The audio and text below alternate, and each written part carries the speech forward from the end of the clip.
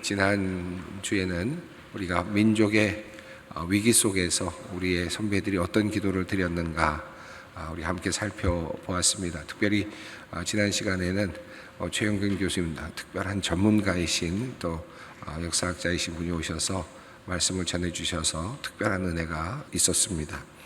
오늘은 우리의 믿음이 흔들릴 때, 믿음을 흔들려고 하는 상황이 일어날 때, 우리의 신앙이 흔들리는 상황이 우리에게 일어날 때 우리는 어떤 기도를 해야 할까? 어떻게 그 일에 또 대처해야 될까? 역사 속에서 믿음의 근원이 흔들리는 그런 상황 속에서 우리들의 선배들은 어떤 기도를 드렸을까? 함께 생각해 보는 시간입니다.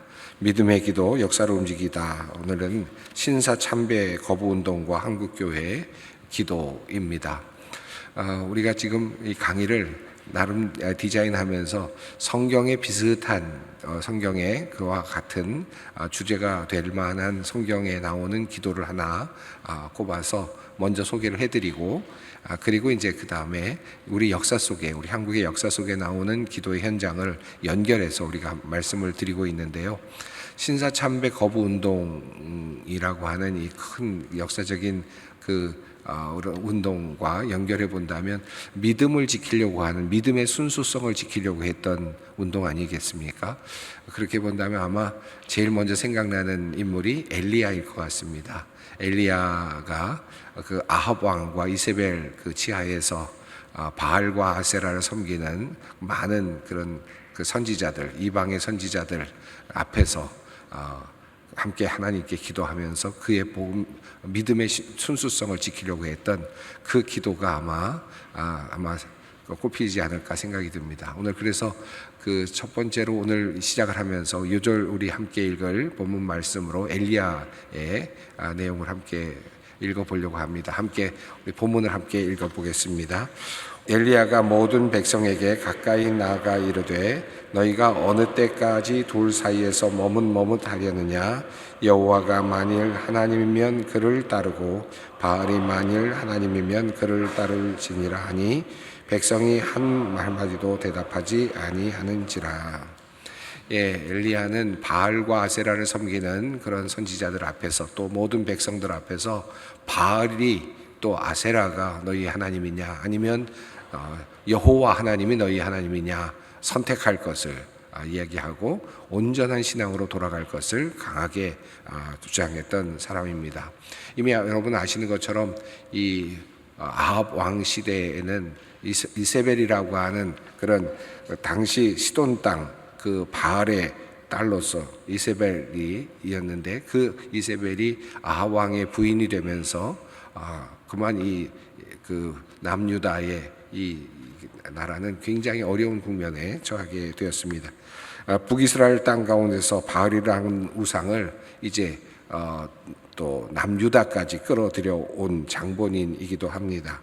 특히 하나님의 선지자들을 또 많이 박해하고 또 많이 죽이기도 했던 그런 일들이 있었던 것을 우리가 알고 있습니다. 이세벨이 이렇게 바알을 섬기고 아세라를 섬기게 하면서 많은 선지자들을 죽이고 박해를 하면서 결과적으로는 그 엘리야도 쫓겨서 굉장히 외로운 투쟁을 했던 것을 우리가 볼 수 있는데요. 엘리야가 했던 그 기도 중에 한 기도가 있는데 오직 나만 남았거늘라고 하는 그 기도가 아마 생각이 날 것 같습니다. 여러 힘들게 그 바알과 아세라를 섬기는 것을 반대하고 또 투쟁하고 온전한 신앙을 지킬 것을 주장하면서 그럴수록 또 이세벨과 또 아합은 그를 조여오고 끊임없이 박해하고 또 죽이려고 하는 그런 생명을 위협받는 그런 상황 속에서 그는 아주 억울함과 외로움을 느끼죠. 바른 신앙을 지킨다고 하는 것이 때로는 그런 경험을 하게 만듭니다. 이 엘리야에 있어서 가장 어려웠던 점은 아마 그가 홀로 있다고 하는 그런 외로움이 아니었을까 생각이 듭니다. 바른 신앙을 지키려고 하는데 그 바른 신앙을 지키고 있는 사람이 나밖에 없다라고 하는 그런 외로움, 내가 올바른 길을 지금 알고 있고 올바른 길을 가고 있는데 하나님만을 온전히 섬기려고 하고 있는데, 그런데 그 하나님만을 온전히 섬기려고 하는 사람은 지금 나밖에 없다라고 하는 이 외로움, 이것이 아마 이 지금 엘리야의 외로움이었을 것이고 엘리야의 경험이었을 것이고, 또 그 수없이 역사 속에서 나타나는 바른 신앙을 지키려고 했던 사람들이 경험했던 어떤 영적인 외로움이 아니었을까 하는 생각이 듭니다.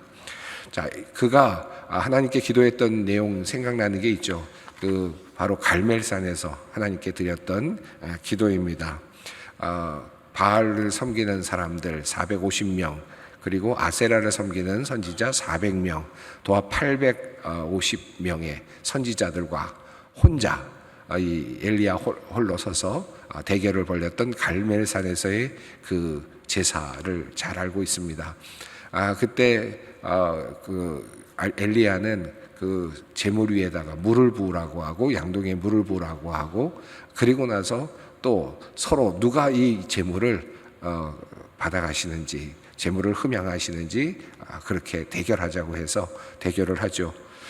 바알과 아세라 선지자들이 수없이 춤을 추고 그리고 오랫동안 기도했지만 아무런 일도 일어나지 않았고, 오직 하나님께 기도한 엘리야의 기도가 응답이 됐던 사건이 바로 갈멜산 이야기였습니다. 그때 기도했던 내용, 그 기도의 문을 한번 우리가 함께 그래도 읽어보는 것이 좋을 것 같습니다. 36절 읽습니다. 저녁 소재 드릴 때에 이르러 선지자 엘리야가 나가서 말하되, 아브라함과 이삭과 이스라엘의 하나님 여호와여, 주께서 이스라엘 중에 하나님이신 것과 내가 주의 종인 것과 내가 주의 말씀대로 이 모든 일을 행하는 것을 오늘 알게 하옵소서. 여호와여, 내게 응답하옵소서. 내게 응답하옵소서. 이 백성에게 주 여호와는 하나님이신 것과 주는 그들의 마음을 돌이키심을 알게 하옵소서. 아멘. 외롭게 하나님 앞에 기도하고 있는 이 기도, 그리고 하나님께 응답을 요구하고 있는, 그래서 수많은 사람들에게 하나님의 살아계심을 보여달라고 하는 간절한 기도를 드리고 있는 엘리야의 기도입니다. 강의를 하면서 가능한 대로 관련된 성경의 이야기와 관련된 성화를 하나씩 보여드리곤 했었는데요. 루카스 크라나흐의 또 영거, 그러니까 그 루카스 크라나흐의 아들이죠. 가 그린 그림. 사실 그 아브라함의 제사, 엘리야의 그 갈멜산 제사가 그다지 많이 그렇게 그림으로 그려진 것이 별로 없습니다. 이 그림은 드레스덴이라고 하는 곳에 있는 국립미술관에 소장이 되어 있는 그림인데요. 가운데 부분에 엘리야가 서 있고, 왼쪽에 지금 불에 타고 있는 그 제단이 엘리야의 제단이죠. 또 반대 오른쪽에는 지금 다른 제단이 있는데 그것은 바알과 아세라의 제단입니다. 엘리야가 옆에 서 있고, 그 옆에 있는 지금 사람들이 왼쪽으로 보면 빈 물동이를 들고 있는 것을 볼 수 있습니다. 하나님의 제자들, 선지자들이 함께 서 있는 모습이고, 오른쪽에는 지금 아직 불이 내려오지 않고 그대로 있는 모습과, 그리고 옆에 사람들이 춤을 추고 있는 모습이 그려지고 있습니다. 검은 구름으로 표현되고 있는 하나님의 임재, 그리고 불이 타서 올라가고 있는 모습이 잘 드러나고 있습니다. 이런 모습을 통해서 이제 엘리야의 그 제사의 모습을 우리가 함께 살펴볼 수 있을 것 같습니다. 그저 재미삼아 우리가 그림을 하나씩 보고는 있는데, 드레스덴에 가시면 한번 들어가셔서 이 그림을 한번 원본을 보시면 어떨까 한번 추천해 드리고 싶습니다. 자, 엘리야의 기도가 이렇게 자기 자신의 신앙을 지키고 하나님 신앙을 지키려고 했던 몸부림이었다면, 한국 교회에서도 그와 같은 몸부림이 있었습니다. 특별히 일제시대에 여러분이 너무나도 잘 알고 있는 이 신사참배, 이 신사참배와 그 거부 운동이 바로 그것입니다. 이 신사참배 운동은 그냥 이렇게 태어났다기보다는 나름대로 정치적인 의도를 가지고 만들어진, 그러니까 신사참배 운동은 종교적으로 만들어졌다기보다는 정치적으로 만들어진 하나의 종교 운동이었다고 할 수 있겠죠. 1930년대 일본 군국주의가 팽창을 하면서 물론 이미 이 나라를 삼켰고요. 이 조선 땅을 삼켰고, 그리고 1930년 초가 되면 만주 쪽으로 이제 번져가게 됩니다. 그래서 그 만주 사변이 1931년에 일어나는데, 만주 쪽으로 이제 번져가면서 이제 일본 군국주의는 이제 일본이라고 하는 나라를 넘어서 한국이라는 나라를 넘어서 만주, 그리고 그 외에 많은 동남아 지역까지 팽창하게 됩니다. 수많은 민족들을 이제 함께 다스려야 되는, 그리고 함께 통일해서 국가를 이루어야 되는 그런 이제 상황이 된 거죠. 이런 상황 속에서 뭔가 정신적으로 하나를 만들어야 되겠다라고 생각을 하면서 만들어진 것이 바로 이 신사참배입니다. 그리고 이 신사참배에서 가장 또 이어지는 것이 바로 황제 숭배죠. 천황을 숭배하는 것입니다. 그래서 천황이 있는 곳, 그곳을 향해서 동방, 그 동쪽을 향해서 이제 절을 하는 이런 의식을 통해서 이것을 마치 국가 의식으로 이렇게 만들어가면서 종교적으로 묶어가려고 했던 바로 그것이 바로 신사참배 운동이었습니다. 이 신사참배 운동은 처음에 1930년대 초반에 슬슬 이제 이렇게 시작이 되면서 점차 번져가기 시작을 했는데, 우선은 교육계에 먼저 번져가기 시작을 했습니다.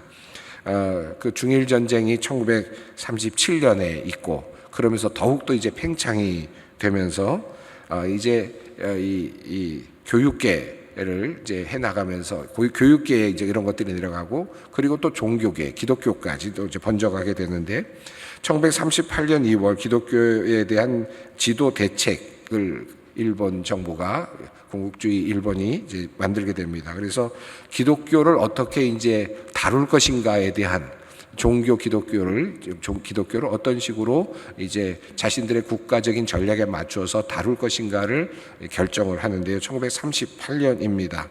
그러면서 일제는 신사참배를 기독교에 강요할 것을 결의하고 나름대로 이제 지도하기 시작을 하는데요.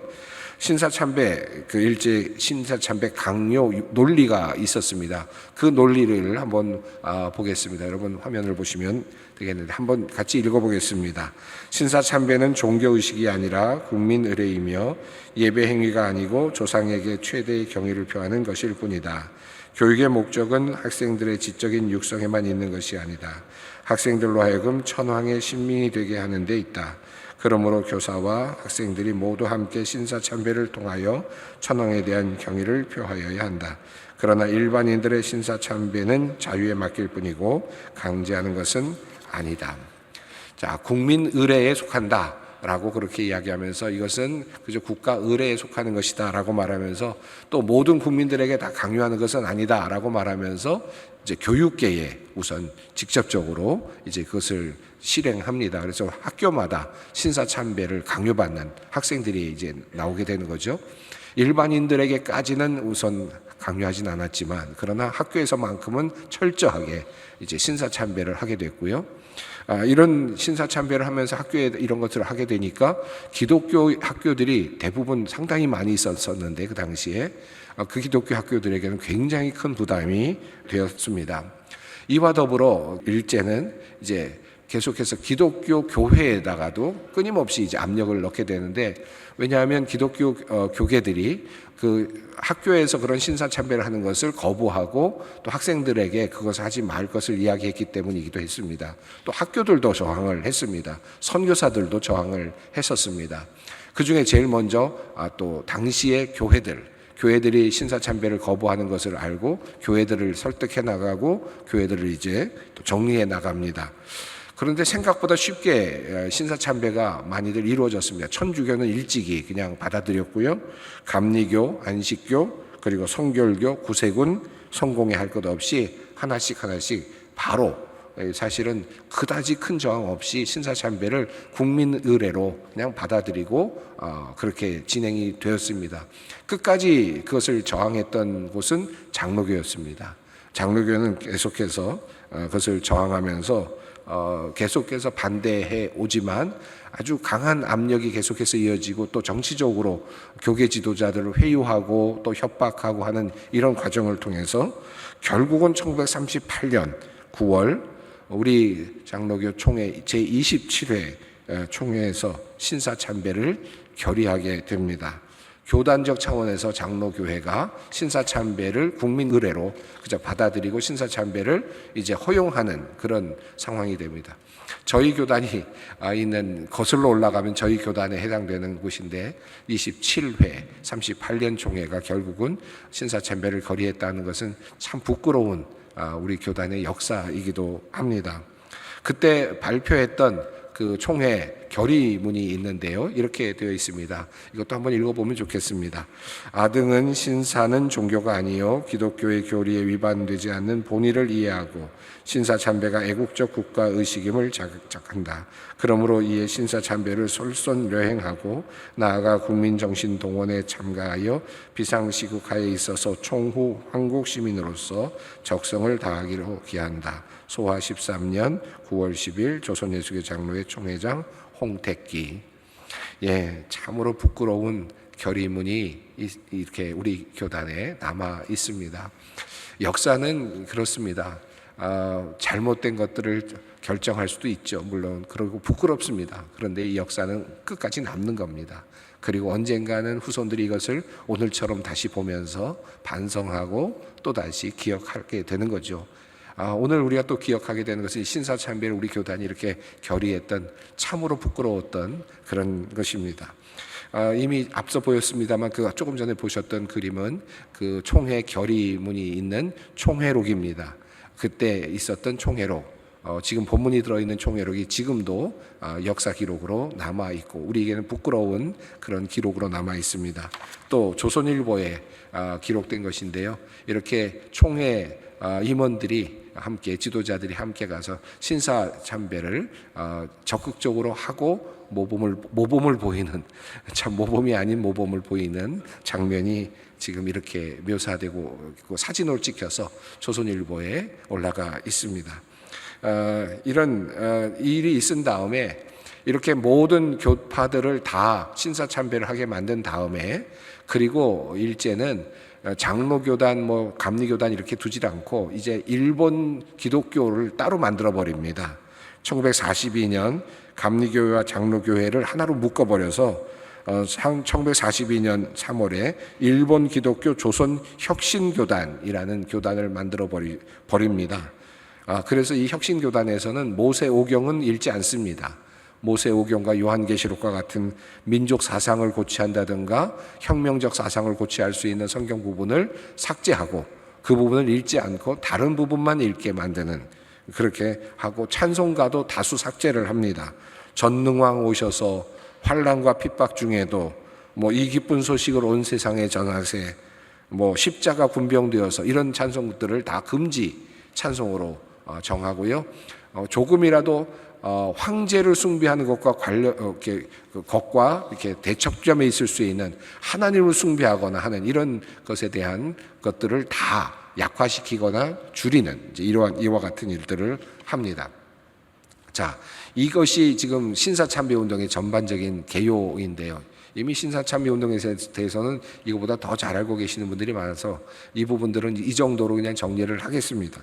자, 그러면 이 상황 속에서 마치 아합과 이세벨이 바알과 아세라를 섬기도록 했던, 그리고 그것을 강요했던, 이스라엘 백성들에게 그것을 또 강요했던 이것들과 비교했을 때 신사참배 운동이 우리 조선에 있는 그리스도인들에게 신사참배를 강요하는 일로 이렇게 번져가고 있었을 때, 그리고 심지어는 총회가 이것을 그냥 법적으로 받아들이고 했을 때, 그때 교회는 그럼 어떻게 했는가? 많은 교회들이 따라갔죠. 많은 교회들이 따라갔습니다만은 그럼에도 불구하고 아니라고 말하며 하나님 앞에 기도했던 사람들이 있었습니다. 그 중심에 바로 평양 산정현 교회라고 하는 교회가 있습니다. 평양이 그 당시에는 기독교의 아주 중요한 그런 곳이었고요. 그리고 그곳에는 주기철 목사님이라고 하는 탁월한 목사님이 또 영적으로 아주 매우 중요합니다. 그리고 또 탁월한 설교가였던 주기철 목사님이 그곳에서 심무를 하고 계셨습니다. 당시로서는 평양에서 큰 교회였습니다. 이 신사참배 운동을 거부하게 됐는데 이 교회를 중심으로 강력한 신사참배 거부 운동이 일어났고요. 물론 이뿐만이 아닙니다. 다양한 곳에서 다양한 기독교 지도자들에 의해서 신사참배 거부 운동이 일어납니다. 그렇지만 이 평양 산정교회에서만 우선 주기철 목사님이 이제 잡혀가게 되고요.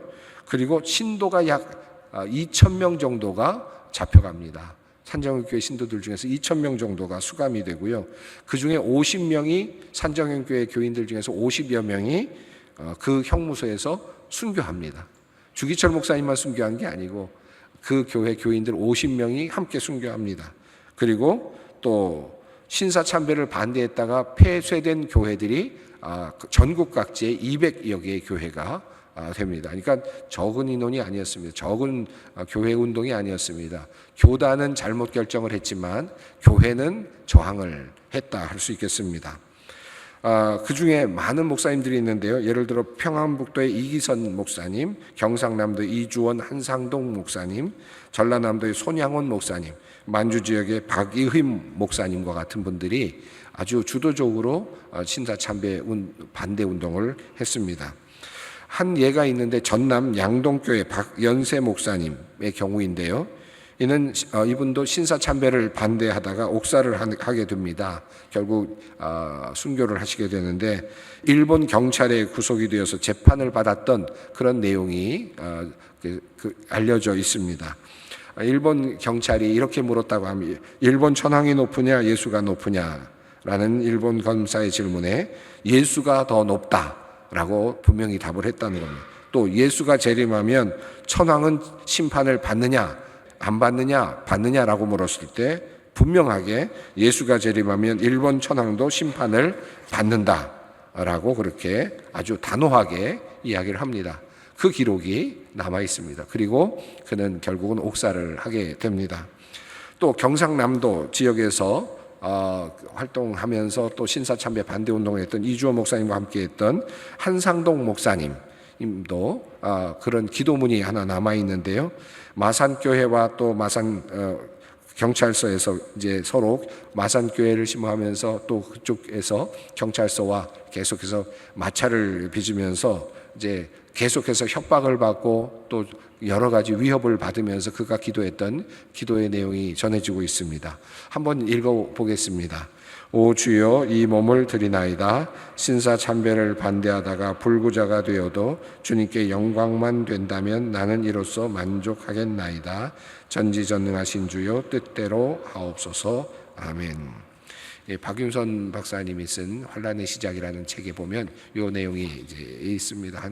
한상동 목사님의 기도의 내용이 있습니다. 주기철 목사님도 신사참배 운동 반대를 하면서 많은 옥고를 치르셨지 않습니까? 그분이 옥에서 기도했던 기도 중에 일부, 특별히 신사참배와 관련된 부분만 같이 읽어보겠습니다. 나는 지금 사망의 그늘 아래에 있지만 내 안에는 생명의 빛이 가득합니다. 고문은 내 살을 찢지만 주의 사랑은 내 마음을 덮습니다. 주여 이 백성이 우상 앞에 무릎 꿇지 않게 하소서. 목숨보다 귀한 것은 믿음입니다. 내가 죽어도 좋사오니 하나님의 이름은 더럽혀지지 않게 하소서. 부디 교회가 이 고난을 견디고 더 견고히 주를 따르게 하소서. 내 눈이 감기기 전에 주의 나라를 보게 하소서. 조선 땅에 다시 복음의 빛이 비추게 하소서. 그가 마지막으로 죽음을 앞두면서 기도했던 기도의 내용의 일부입니다. 마지막 그가 죽기 직전에 이 주기철 목사님이 죽기 직전에 그 안갑수 사모님이 방문해서 마지막으로 면회했던 그런 내용이 나오는데요. 1944년 4월 21일이었습니다. 주광조 그의 아들 주기철 목사님의 아들의 그 간증에 그런 내용이 나오죠.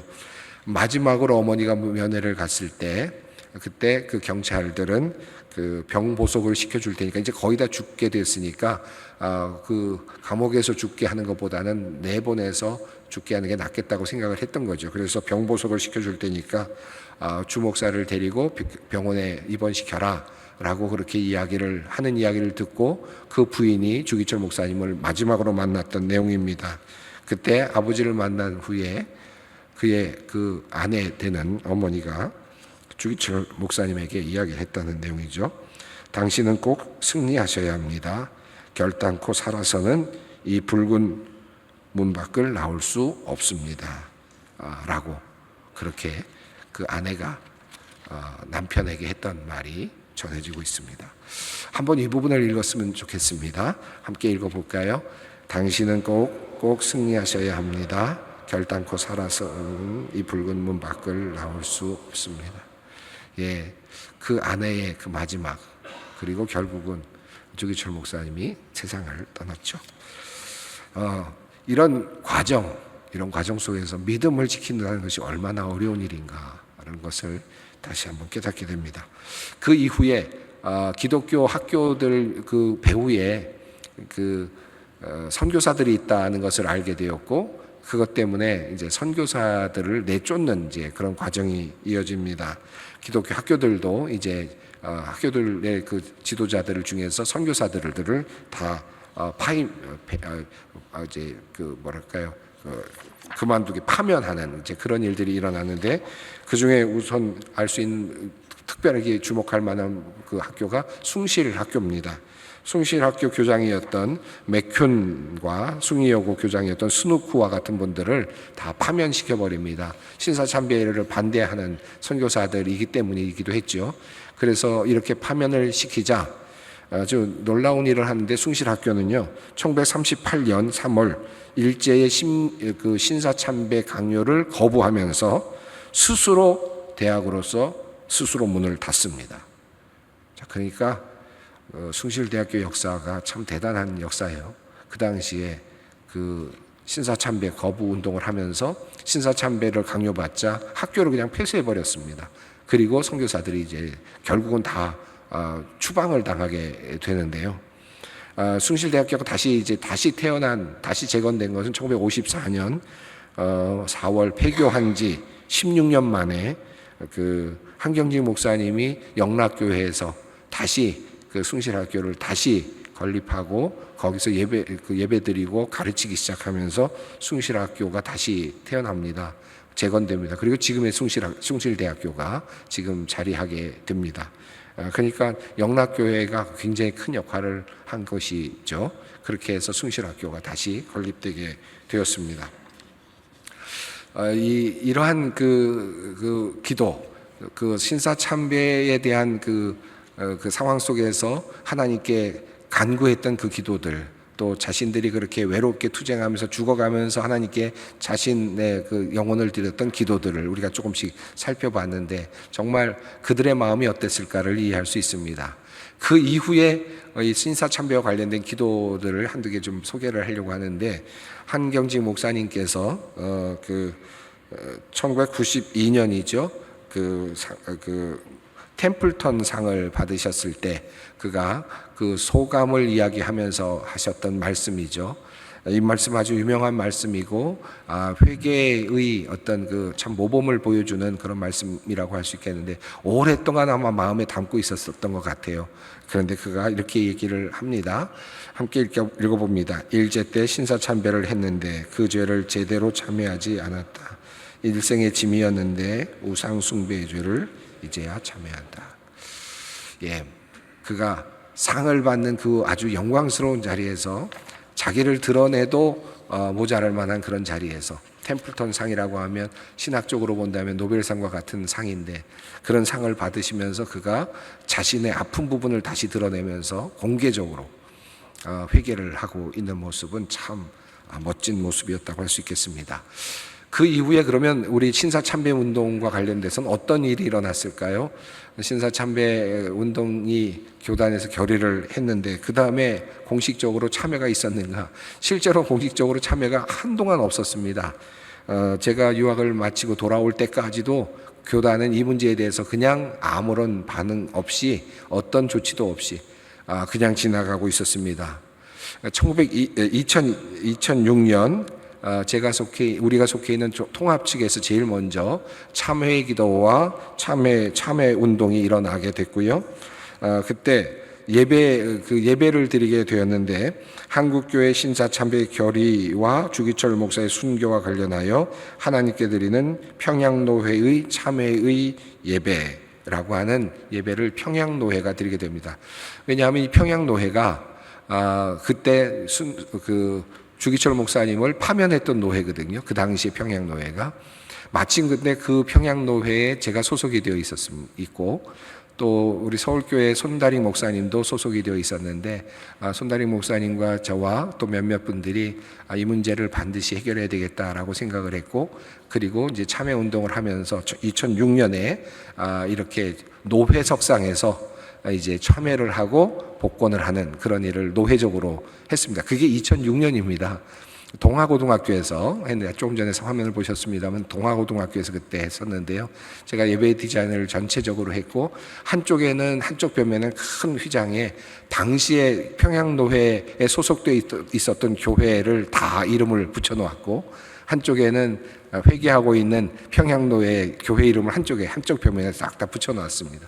그리고 회개하고 용서를 구하는 그런 기도를 했고, 용서의 선언을 주기철 목사님의 아들인 주광조 목사님이 대신 대독을 함으로써 용서와 화해 그리고 회복의 예배를 드렸습니다.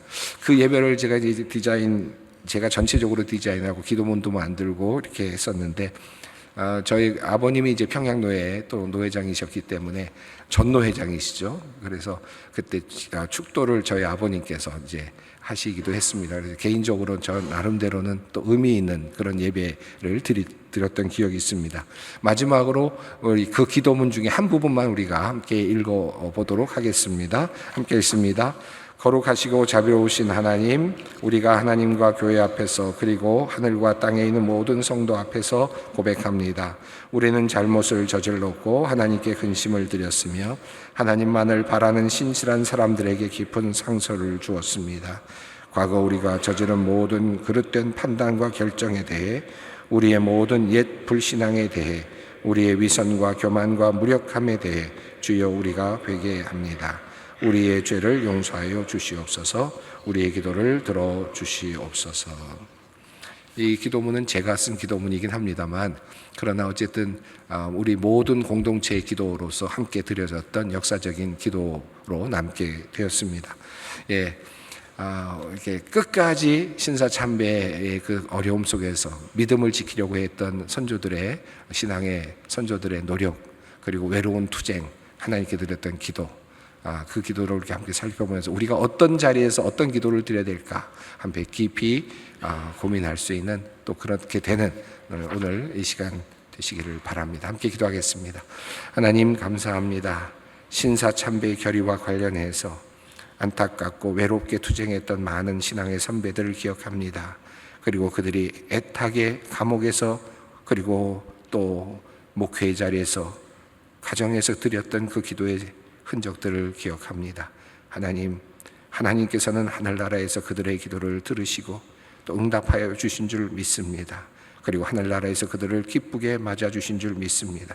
하나님, 우리도 이 땅에 살아가면서 온전한 믿음을 지켜내는 참된 주님의 제자들 되게 하여 주시옵소서. 우리 주 예수 그리스도의 이름으로 기도 올립니다. 아멘.